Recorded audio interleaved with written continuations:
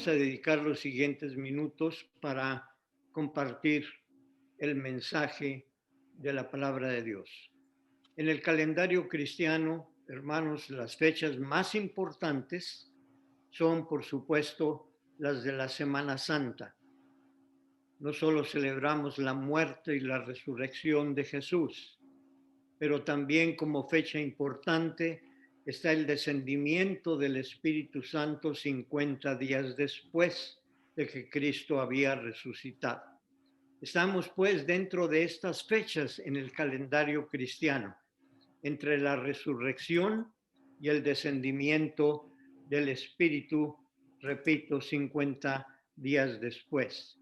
¿Qué cosas sucedieron? Bueno, los evangelios nos dan testimonio de cómo Jesús, una vez que resucitó, siguió manifestándose a sus discípulos, anduvo con ellos. La Biblia usa la palabra se apareció a ellos. El domingo pasado recordamos cómo platicó con los discípulos de Maús y así como tuvo esta oportunidad de hacerlo con ellos, también visitó y comió y compartió con los apóstoles y otras gentes más. Todo ello durante 40 días. Al llegar el día número 40 es que Jesús ascendió a la presencia de Dios. Así lo dice la Biblia, así lo dice el libro de los Hechos. 40 días después de la resurrección y de 10 días después, al 50º día, es cuando desciende el Espíritu Santo. Hemos puesto atención muchas veces a cómo es que Jesús siguió hablándoles durante esos 40 días. Pero el mensaje de esta mañana lleva como propósito que tú y yo recordemos que aún después de que Jesús ascendió a la presencia de Dios, siguió manifestándose, siguió haciéndose presente en la vida de la iglesia, en la vida de personas, de cristianos en lo particular, como fue el caso de Esteban y otras personas cuyos nombres y historias están en la Biblia. El sermón de esta mañana lleva como propósito que tú y yo veamos que el Cristo resucitado, el Cristo glorificado que está en la presencia de Dios, siguió manifestándose y hasta este día lo sigue haciendo con aquellos que le invocamos. El propósito, pues, es hablar en detalle sobre la vida de este varón llamado Esteban y la manera como él fue energizado, como él recibió todo lo que Dios le quiso dar a través de Jesús, aún que ya estaba Jesús en gloria. Vamos pues a meditar en esta historia de este varón llamado Esteban. Tú puedes encontrar la narración de la vida de Esteban en los capítulos 6 y 7 del libro de los Hechos. Y es tan importante la historia de Esteban que Lucas le dedicó en el capítulo 7 58 versículos. Está muy detallada esa historia, pero vamos a sacar las partes más importantes para que tú y yo nos demos cuenta que aunque Jesús está en gloria, sigue manifestándose y haciéndose presente en la vida de la iglesia por medio de visiones. A Esteban le tocó dar testimonio y vivir una vida en la que quizá algunos de nosotros nos preguntemos por qué es que tuvo que pasar por tanto dolor y sufrimiento.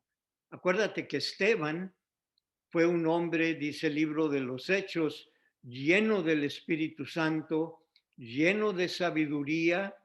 Era un hombre que, aunque judío, había sido instruido en la cultura griega, Él fue llamado y tocado por el mensaje de Jesús resucitado y consagró su vida al servicio de Dios, pero lo consagró en tal manera que él estuvo dispuesto a no solamente trabajar como diácono.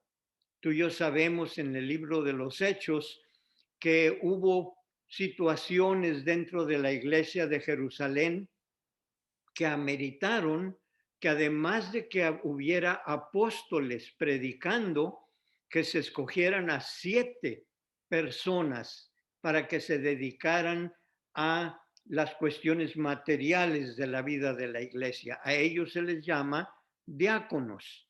Tú y yo sabemos en la historia cómo estos varones fueron apartados para hacer lo material y los apóstoles para hacer la misión espiritual. Pero en el caso de estos 7 diáconos, también predicaron el Evangelio, también dieron testimonio de su fe. Y es el caso de este varón llamado Esteban, quien estuvo dispuesto a poner su vida para dar testimonio del Evangelio del Jesús que murió, resucitó y que hoy vive. Vamos pues a entresacar de esta historia los valores que contiene.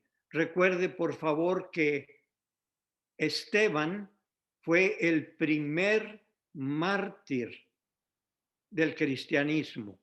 Fue la primera persona que pagó con su muerte por predicar el Evangelio.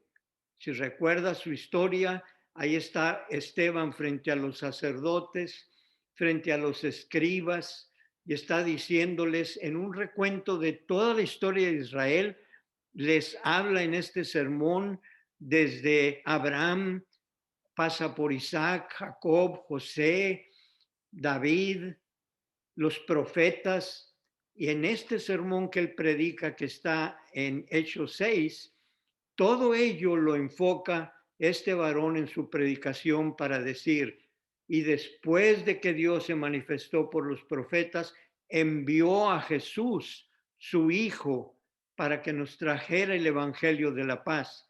Pero en el sermón que él predicó decía también, pero ustedes, varones religiosos que dirigen la obra, no han querido recibir el testimonio de Jesús, no han querido aceptarlo. De hecho, lo crucificaron y ustedes hicieron todo esto. Y dice el capítulo 6 de allí en el libro de los Hechos que hubo una reacción muy violenta por parte de los religiosos al punto de llevarlo hasta su muerte. Quizá tú te preguntes, bueno, ¿y por qué es que Dios permite que los cristianos pasemos por estas tribulaciones? ¿Por qué es que Dios permitió que Esteban lo mataran a pedradas por estar predicando el Evangelio?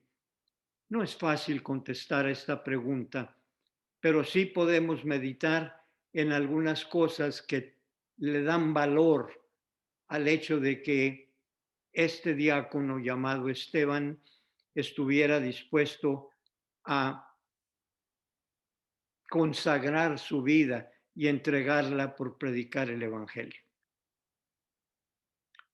Una de las enseñanzas que yo recibo, y espero que usted también, es que nos demos cuenta al compartir la historia de Esteban que Dios usa para bien aún las experiencias dolorosas.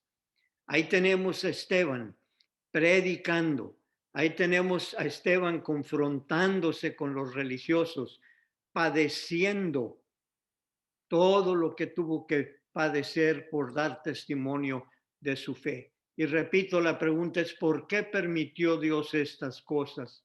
Bueno, hermanos, dice Romanos del apóstol San Pablo, que a los que a Dios aman, todas las cosas les suceden para bien. Aún las experiencias difíciles que tenemos en la vida y que no entendemos, como puede ser una situación de salud, una situación de familia, en los trabajos. Hermano, esto es parte de lo que Dios permite con un propósito. Y así es como yo lo entiendo, del por qué Dios permitió que Esteban tuviera que pasar por esto. Dice el libro de los Hechos que debido a la muerte de Esteban, ahí en Jerusalén, se desató una persecución grande sobre todos los cristianos que formaban la iglesia de Jerusalén y que como consecuencia de esta persecución que se inició con el martirio de Esteban, estas gentes tuvieron que ir a Galilea, tuvieron que ir a Samaria, huyendo de la persecución. Algunos llegaron inclusive hasta el norte de África. Y saben una cosa, el libro de los Hechos dice que todos estos cristianos que fueron testimonio, que testificaron la muerte de Esteban y al ver que sus vidas también estaban en peligro, se esparcieron por diferentes partes del imperio, pero no se quedaron mudos, arriesgaron su vida como lo había sido dado por el ejemplo de Esteban en Jerusalén y anunciaron el evangelio por todas partes. Ahí está el valor que le encontramos a el por qué Dios permitió que Esteban, aunque era un predicador y era un diácono y era una persona consagrada a la iglesia, por qué Dios permitió esta experiencia dolorosa en él. Porque a través de la muerte de Esteban, el evangelio se esparció, es decir, el evangelio fue conocido y escuchado en muchas otras partes del Imperio Romano. Fue el primer mártir, Esteban. Hubo mártires ayer como hubo mártires después, como hay mártires hoy en día. Quiero contar brevemente la historia de dos varones, uno llamado Procopio Camilo Díaz y otro Leandro Garza Mora. Ambos tienen que ver con el inicio de la iglesia presbiteriana en México. Veamos cómo es que Dios permitió que ellos pasaran por experiencias muy dolorosas, aunque les salvó sus vidas, pero como personas de ayer y de hoy decidieron continuar adelante a pesar de los peligros que les representaba. Procopio Camilo Díaz fue teniente del ejército que formó parte de Benito Juárez. Si tú conoces un poco de la historia de México, Benito Juárez luchó por los derechos de la libertad y tuvo que confrontar pues diferentes enemigos. Bueno, Procopio Camilo Díaz era teniente de este ejército que formaba parte de las fuerzas de Benito Juárez. Pero durante este tiempo que se proclamó la libertad de cultos, Procopio Camilo Díaz escuchó la palabra del Evangelio. Y una vez que escuchó esta palabra por testimonio de un pues sacerdote que se había convertido al Evangelio, estoy hablando de la Ciudad de México en los 1870. Procopio Camilo Díaz se convirtió al Evangelio. Él era de la parte sur de México, él era del estado de Guerrero, y él dijo, si hubo otras gentes que dieron su vida por nosotros para que nosotros recibiéramos la bendición del Evangelio, no hay nada que impida que yo, aunque militar, aunque ya retirado, me regrese a mi tierra en las costas de Guerrero, en el puerto de Veracruz, y que ahí yo inicie una obra, que ahí yo me dedique a predicar el Evangelio. Y hay varios libros que hablan de la vida de don Procopio Camilo Díaz, cómo él formó una congregación en la ciudad de Acapulco, cómo es que la iglesia, en el caso nuestro, presbiteriana, hizo llegar un misionero hasta aquel lugar para que lo instruyera, para que lo capacitara y que así se pudiera esparcir el evangelio desde la Ciudad de México hasta la ciudad de Acapulco, en este caso, y a otras ciudades de la República Mexicana. ¿Por qué mencionarlo? Porque él estuvo dispuesto, como Esteban, a arriesgar su propia vida. En uno de los libros que habla de sus memorias, de don Procopio, dice que en un culto que tuvieron durante una Semana Santa, estando congregada o reunida la congregación de creyentes en Jesucristo, allí en Acapulco, estaban cantando un himno que dice, en la eternidad mora la Trinidad. Es una doxología que hasta este día se conoce. Y dice el libro que estuve leyendo para esta historia, que mientras entonaban y decían estas frases, en la eternidad mora la Trinidad, una turba de personas, de gente que no estaba de acuerdo con los protestantes, por llamarlo de alguna manera, entraron al templo donde estaba don Procopio, donde había creyentes y machete en mano, empezaron a matar a varios de los creyentes. Como don Procopio era un militar y aún por entonces pues cargaba de una pistola, tuvo que accionar la pistola dentro del templo para que se pudieran salir aquellos que con machete en mano habían ya matado a algunos de los creyentes evangélicos que había en aquel lugar. Esta es la historia de don Procopio. Después fue pastor a esta iglesia que existe todavía hoy en Acapulco.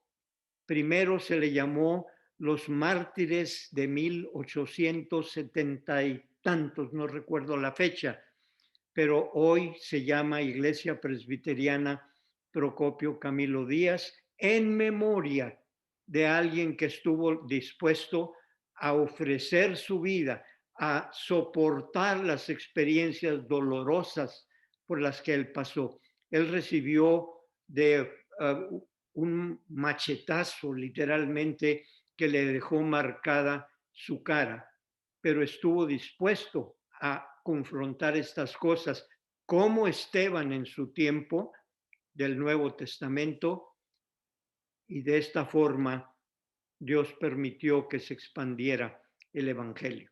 Y si tú dijeras, bueno, eso pasó allá por Acapulco, pero acá en el norte, pues no hubo casos similares. No, mi hermano, hubo hermanos, personas en Matamoros, en el área de San Juan, que también tuvieron que pasar por experiencias como estas. Me refiero a don Leandro Garza Mora, que es más conocido en Matamoros, en Brownsville, en San Juan, Tamaulipas y en otras iglesias aquí en el Valle. Don Leandro Garza Mora se convirtió a principios de 1870, fue obra de un misionero llamado Antonio Tomás Grayville. ¿Por qué mencionarlo en esta ocasión? Porque cuando hablamos de él pensamos en un pastor de Matamoros, en un pastor de Brownsville, pero ellos también hacían giras hacia los pueblos aledaños. Y en una ocasión a don Leandro le tocó visitar a San Juan, Tamaulipas.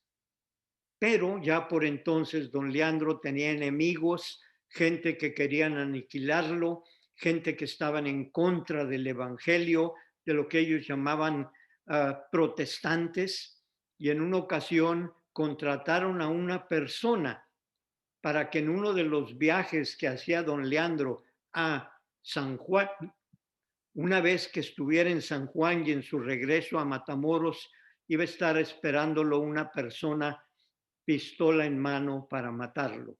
Don Leandro no sabía de ello. Don Leandro fue, como acostumbraba hacerlo, en este caso a San Juan, Tamaulipas, y a la hora de estar predicando sobre la gracia de Dios, el amor de Dios, estaba esta persona que lo iba a matar. Era uno de los que lo estaba oyendo. Sin embargo, Dios tocó el corazón de esta persona durante la predicación de don Leandro Garza Mora, y estando allí en el templo, congregados en el lugar donde estaba predicando este hermano, el que lo iba a matar levantó la mano y pidió que lo dejaran hablar. Se levantó y empezó a decir: me llamo de tal manera, a mí me contrataron para matar a este predicador protestante, pero hoy he oído la voz de Dios, el amor que tuvo para con nosotros por igual a través de Jesucristo, y yo he sentido dentro de mí que algo que ha pasado, que me ha cambiado, y quiero dar testimonio, porque yo era el que de regreso de don Leandro a Matamoros yo lo iba a matar. Esta es otra historia que habla de los peligros, de las experiencias dolorosas de personas como Esteban en el día de ayer, de personas como Procopio Camilo Díaz, Leandro Garza Mora y muchos otros creyentes que hubo y que fueron muertos, pues, por la persecución religiosa. ¿Qué enseñanza sacamos nosotros de esta porción de nuestra historia, de esta porción de la vida de Esteban? Que en ocasiones tenemos que tener conciencia que Dios puede permitir que pasemos por experiencias dolorosas, pero que Él tiene un propósito, como en el caso de Esteban y de estos hermanos, que a través de estas dificultades se esparció el Evangelio hacia otras partes. Esta es una de las enseñanzas que yo recibo del testimonio de Esteban. Una segunda enseñanza es que no basta con saber la historia, hay que vivir la historia. Esteban se presentó delante de las gentes en su tiempo, y si tú lees el capítulo 6 de Hechos, te vas a dar cuenta cómo Esteban conocía la historia desde Abraham hasta el último personaje de los del Antiguo Testamento, pasando por los profetas. Lo había leído, lo conocía, pero para él no era un mero conocimiento de sus tradiciones y de su cultura. Para él la Biblia era un modelo de vida. Y aquí está la grande diferencia entre estas personas y muchos de nosotros que en ocasiones pues podemos conocer la Biblia, disculpen la frase, al revés y al derecho, pero no tiene ninguna relevancia en nuestra vida cotidiana. Mártires como Esteban no solamente sabían la historia, pero la vivieron literalmente. Estuvieron dispuestos a tomarse los grandes riesgos que se tomaron con el propósito de dar testimonio de su fe. Esto me enseña a mí la vida de este varón, que no le bastó con conocer su historia, pero la vivió y padeció literalmente con su muerte por predicar el Evangelio. Hoy en día, hermanos, hemos estado pasando por esta pandemia, hemos tenido problemas en los trabajos. Dios en ocasiones usa estas experiencias dolorosas para que se abra tu corazón, para que cambie tu perspectiva de la vida, para que estés dispuesto a compartir el testimonio de Jesús, de cómo allá a cientos de personas los ha librado de esta experiencia por lo que hayan pasado. No basta con saber la historia, hay que vivir la historia del Evangelio, hay que hacerla un modelo de vida. Esto es lo que me enseña la vida de Esteban. Una tercera valor que vemos en el testimonio de Esteban es que Jesús es fiel, repito, a sus promesas. Si tú lees más en detalle la historia de este varón, como lo escuchábamos en la lectura, Esteban, a la hora de que lo apresaron, lo sacaron fuera de la ciudad de Jerusalén, lo metieron literalmente en una noria, en un pozo, allí lo aventaron y ya teniéndolo allí lo empezaron a apedrear por dar testimonio de Jesús. Aún en ese momento Jesús fue fiel a sus promesas, pues le concedió una visión.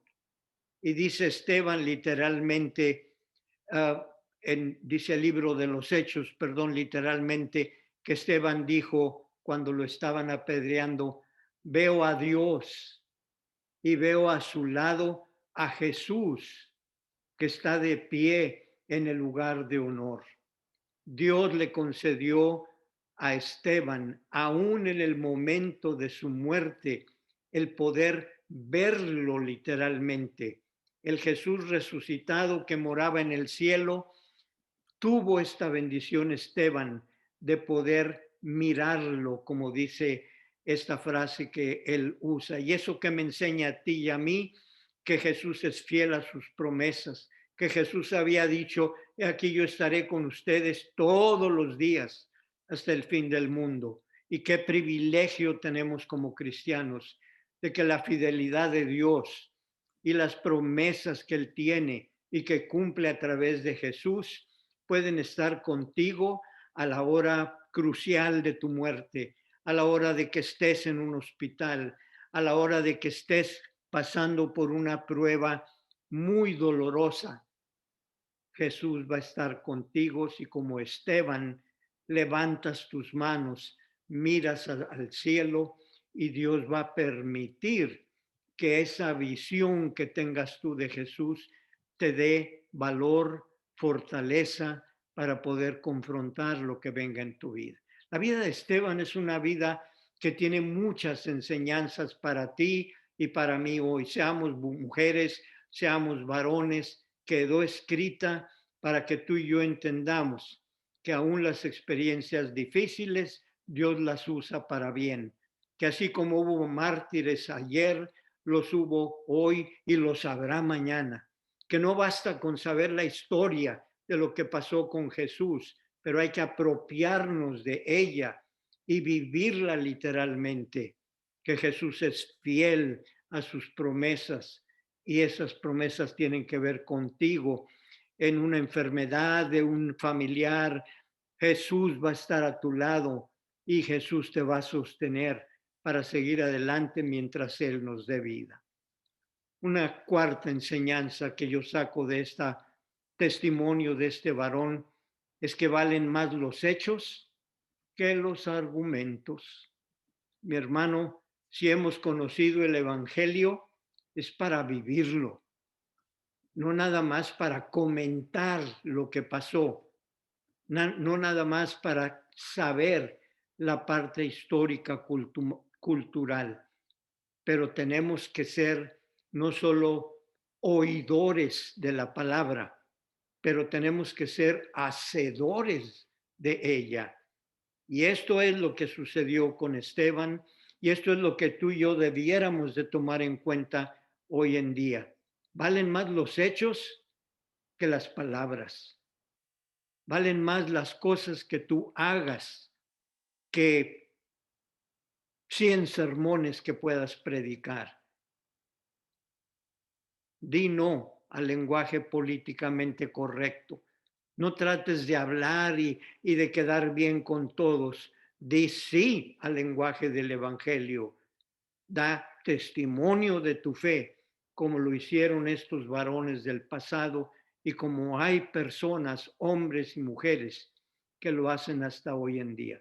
Vale más el extender tu mano para dar un pedazo de pan. Vale más tu presencia en la vida de un ser querido que 1000 palabras que tú puedas compartir. Esto es otra enseñanza que recibimos de este varón. Y finalmente, Jesús siguió y sigue revelándose hasta este día en la vida de la iglesia. Usamos la palabra visión porque esto es como lo reconoce el libro de los Hechos, que Esteban tuvo esta visión y pudo ver a Jesús al lado de Dios, fortaleciéndolo. Bueno, hoy se sigue revelando el mismo Dios y el mismo Jesús, como lo hizo en aquel tiempo con Pedro, con Juan, con Pablo. Esto en particular no quisiera elaborarlo, pero porque va a ser nuestro tema, si Dios lo permite, el próximo domingo. Ver cómo Pedro, Juan y Pablo tuvieron visiones y a su vez fueron visionarios y contribuyeron en la vida, en el crecimiento, pues, de la iglesia.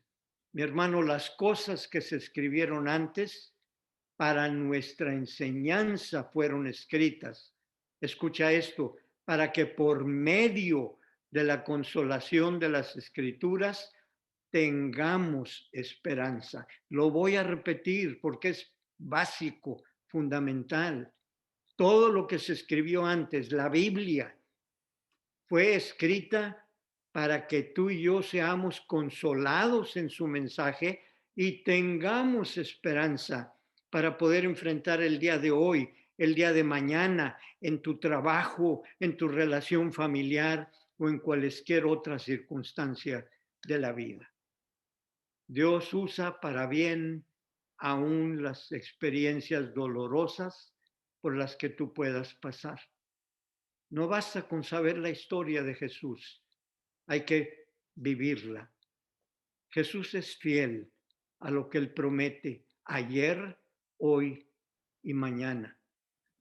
Valen más los hechos que los argumentos. Jesús sigue revelándose y se puede revelar a ti hoy en día a través de la Escritura, como lo vamos a meditar, si Él lo permite, el próximo domingo. Que la bendición de Dios sea con cada uno. Amén.